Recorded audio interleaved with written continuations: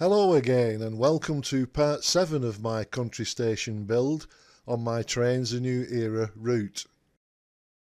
In part 6 we did some work on the village centre. From the crossroads I've now extended the main road to the east. I've also finished off the landscape in this area.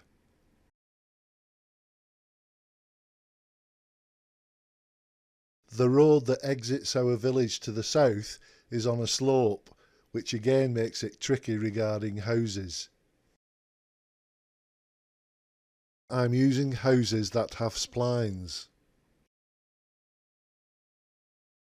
If you just place them naturally on the slope, they end up looking wonky like this. I'm using these particular houses as they have a large flight of steps up to the front door. So at the lowest point of the slope, we can set the house so that the steps are just touching the ground.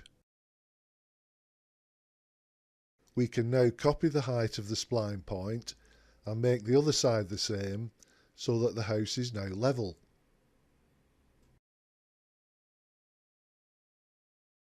Then finally we can make some fine adjustments to the landscape at the rear of the house so that the backyards are visible.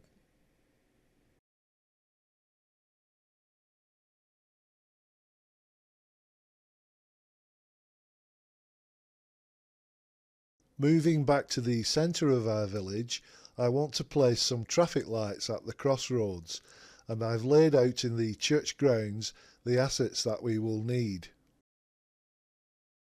First we have the controller, which I have set up to channel 24, and two routes. Route 1 will be the road that runs north-south, and Route 2 will be the road that runs east-west. Then we have two slave units, one for each route, this one being for Route 2, and this one for Route 1. We also have a couple of traffic stoppers and a piece of invisible track.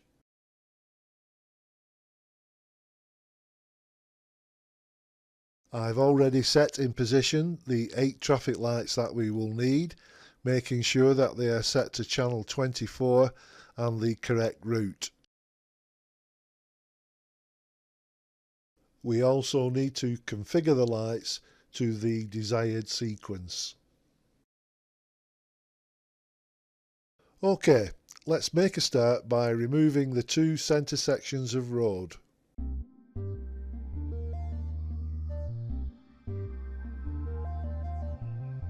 We can now bring in and position the traffic stopper for Route 1.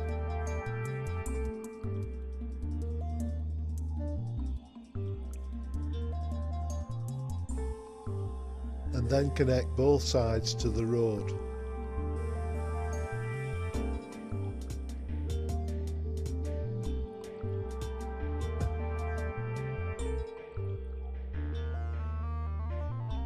Then we repeat the same operation for Route 2.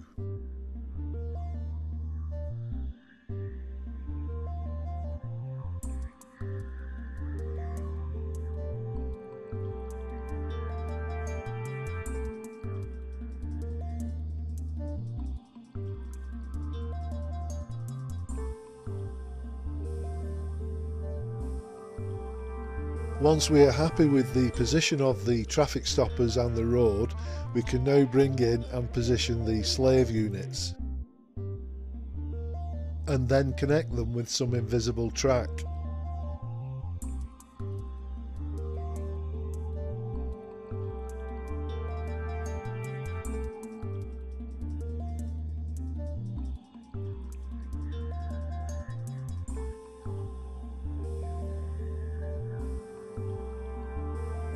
Once we have everything connected up, we need to go into driver to see if it works.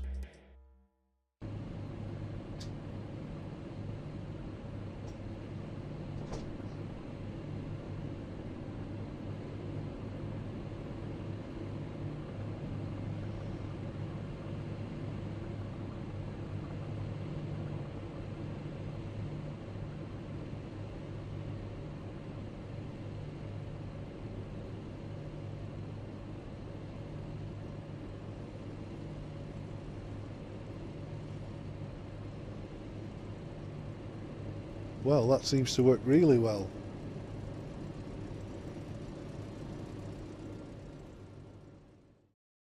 Moving on to the west of our village, we previously introduced a sports field and a football pitch. I've now added a cricket ground, where there appears to be a match in progress. The home side seems to be struggling, even though they have a batsman who's 192 not out. Moving away from the cricket, I want to finish off this area next to the tracks. I want to make it into an industrial area, so let's continue with the build.